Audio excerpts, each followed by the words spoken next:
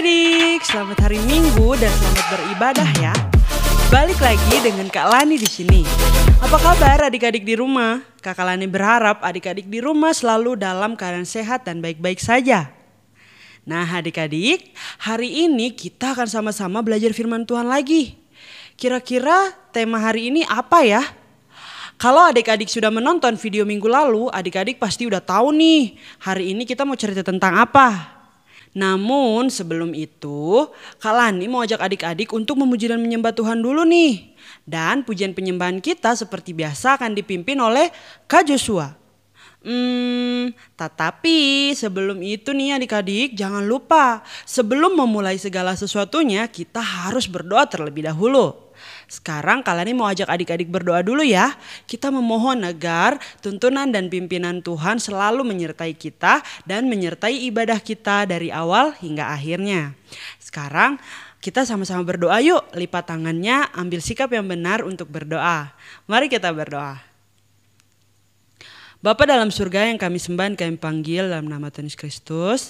Terima kasih Tuhan karena Tuhan udah mempertemukan kembali kami pada hari ini meskipun lewat online Tuhan. Tuhan Yesus, ntar lagi kami akan mendengarkan firman-Mu lagi. Berkati kami pribadi lepas pribadi, berkati Kak Lani yang akan menyampaikan agar apa yang disampaikan bisa menjadi berkat dan bisa kami praktekkannya dalam kehidupan kami. Terima kasih Tuhan, kami mohon perlindungan-Mu dari awal hingga akhirnya. Hanya dalam nama Tuhan Yesus kami menyerahkan ibadah kami. Haleluya, amin. Nah adik-adik, sebelum kita mendengarkan firman Tuhan, kita memuji dan menyembah Tuhan terlebih dahulu ya.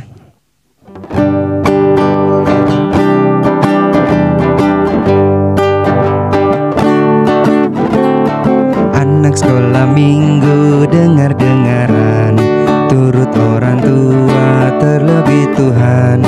Itulah tandanya anak yang manis, nanti masuk surga terima upahnya.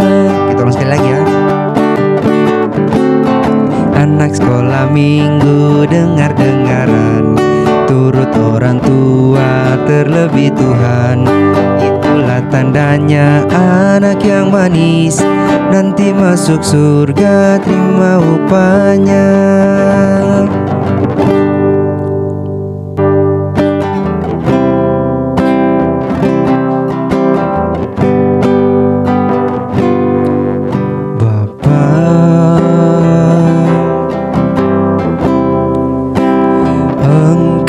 Sungguh baik, kasih-Mu melimpah di hidupku.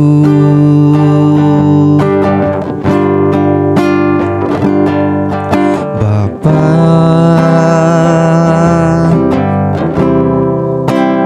ku berterima kasih berkat-Mu hari ini yang Kau sediakan bagiku.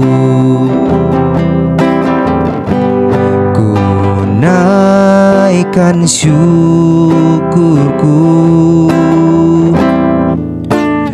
buat hari yang Kau beri. Tak habis-habisnya kasih dan rahmat-Mu, selalu baru dan tak pernah terlambat pertolongan-Mu. Besar setia-Mu di sepanjang hidupku. Besar setia-Mu, besar setia-Mu di sepanjang hidup.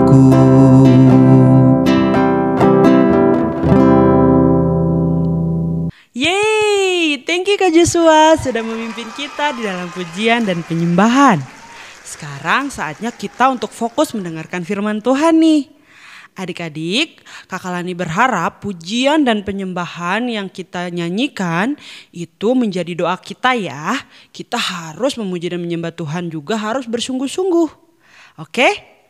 Walaupun ibadah kita secara online, Kakak Lani yakin dan percaya bahwa ketika adik-adik di rumah memuji dan menyembah Tuhan dengan sungguh-sungguh, Tuhan Yesus memperhatikan dan Tuhan Yesus sangat bangga kepada anak-anak yang benar-benar memuji dan menyembah Tuhan dan mengasihi Tuhan Yesus. Oke, setelah mendengar kisah yang sudah Kak Lani bawakan minggu kemarin, Kak Lani mau bertanya nih sama adik-adik. Apakah adik-adik sudah mempraktekkan pelajaran yang sudah kita pelajari minggu lalu? Memang susah adik-adik untuk kita mempraktekkan firman Tuhan yang sudah kita dengar. Tetapi ketika kita mempunyai kesungguhan hati dan kita semangat untuk melakukannya, kita pasti bisa. Dan kita mampu untuk membuat Tuhan Yesus senang dan juga bangga pada kita. Kalau di video minggu lalu Kak Lani berjanji bahwa cerita Yunus akan ada part 2-nya. Nah, today Kak Lani ingin sharing part 2-nya tentang Yunus. Karena cerita tentang Yunus adik-adik tidak hanya sampai ketika Yunus ditelan oleh ikan yang sangat besar. Di dalam perut ikan dia 3 hari 3 malam kan adik-adik, tidak hanya sampai di situ. Ada lagi di mana saat ikan itu memuntahkan Yunus. Kira-kira kenapa ya ikan itu memuntahkan Yunus lagi? Nah, hari ini kita akan lanjutin ya ceritanya. Minggu lalu kita udah sampai pada di mana ketika Yunus dibuang ke dalam laut, tiba-tiba datanglah seekor ikan yang sangat besar lalu menelan Yunus. Nah, Yunus berada di dalam perut ikan itu 3 hari 3 malam. Di dalam perut ikan itu Yunus masih hidup. Bahkan nih adik-adik ada kisah menariknya. Di mana di dalam perut ikan besar itu adik-adik Yunus masih sempat untuk berdoa. Pada saat di dalam perut ikan Yunus mulai ketakutan, mulai berdoa kepada Tuhan. Tuhan Yesus, Yunus tahu Tuhan Yesus itu Tuhan yang besar, Tuhan yang luar biasa. Kalau Yunus nih berteriak minta tolong nih dari sini, Yunus pasti bisa diselamatkan. Tuhan Yesus pasti mendengar Yunus. Yunus terus berdoa adik-adik. Dia memohon ampun kepada Tuhan. Dia mulai memuji-muji Tuhan. Dia sangat percaya kepada kuasa Tuhan. Lalu nih adik-adik ketika Yunus 3 hari 3 malam berdoa terus di dalam perut ikan. Tuhan Yesus pun memerintahkan ikan besar itu untuk memuntahkan Yunus ke daratan. Setelah dia dimuntahkan di darat, Tuhan Yesus bangunin lagi nih Yunus. Pasti pada waktu itu kan pas Yunus dimuntahin dari perut ikan, dia pasti pingsan kan adik-adik. Di dalam perut ikan oksigennya berkurang. Tetapi Tuhan Yesus tetap menjaga sehingga dia tetap hidup. Tuhan Yesus bilang sama Yunus, "Hei Yunus, bangun, sana ke Niniwe gi. Sampaikan apa yang sudah saya perintahkan kepadamu." Lalu Yunus ini nih adik-adik, tanpa dia melawan sama Tuhan, dia langsung bangun, siap-siap dia pergi ke Niniwe. Enggak seperti yang sebelumnya ya, yang sebelum dia masuk ke perut ikan, dia mau melarikan diri. Tetapi sekarang dia udah bertobat adik-adik. Dia langsung dapat perintah dari Tuhan, langsung siap-siap dan dia pun pergi ke Niniwe. Ini adik-adik, kota Niniwe ini adalah kota yang sangat besar. Kalau misalnya nih kita mau jalan dari ujung ke ujung, kita harus jalan selama 3 hari adik-adik. Nah, pada saat itu Yunus masuklah ke dalam kota Niniwe ini. Dari tempat dia dimuntahkan oleh ikan besar itu sampai ke Niniwe, dia menempuh 1 hari perjalanan adik-adik. Dia jalan dari tempat dia dimuntahkan sampai ke Niniwe. 1 hari perjalanan, dia tidak mengeluh adik-adik. Lalu sesampai di kota Niniwe, Yunus pun menyampaikan apa yang diperintahkan oleh Tuhan. Yunus menyampaikan sesuai dengan yang Tuhan firmankan kepada Yunus. Yunus bilang nih kepada orang Niniwe, semuanya 40 hari lagi kota Niniwe ini akan ditunggang balikan. Ditunggang balikan atau dihancurkan adik-adik. Wah, serem banget ya. Kenapa kota Niniwe dihancurkan? Nah, minggu lalu Kalani udah menyampaikan alasannya. Untuk mengingatkan kembali, kota Niniwe dihancurkan oleh Tuhan bukan semata-mata karena Tuhan Yesus, sudahlah males saya lihat kota Niniwe, udahlah dihancurkan aja. Bukan adik-adik, tetapi karena kota Niniwe ini sudah memberontak kepada Allah. Mereka melakukan hal-hal yang tidak menyukakan hati Tuhan Yesus. Itulah sebabnya kenapa kota Niniwe mau ditunggang balikan atau dihancurkan oleh Tuhan Yesus. Adik-adik, orang-orang di Niniwe ini bukan orang-orang yang tidak percaya kepada Tuhan, tetapi mereka percaya kepada Tuhan Yesus.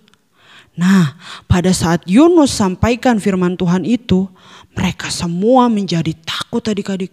Wah, gawat nih, 40 hari lagi kita akan dihancurkan. Gimana dong nih? Wah, semuanya jadi panik adik-adik, semuanya jadi heboh. Mereka jadi takut dan mereka semua berpikir gimana caranya supaya dalam waktu 40 hari ini mereka tidak dihancurkan atau mereka semua tidak mati. Pada saat mereka sedang panik, mereka pusing, aduh gimana dong? Mereka pikirin cara. Lalu satu sama lain pada bilang begini, ya sudahlah begini saja. Mulai dari orang yang paling tua sampai anak kecil sekalipun harus berpuasa. Bahkan mereka semua berencana harus mengenakan kain kabung.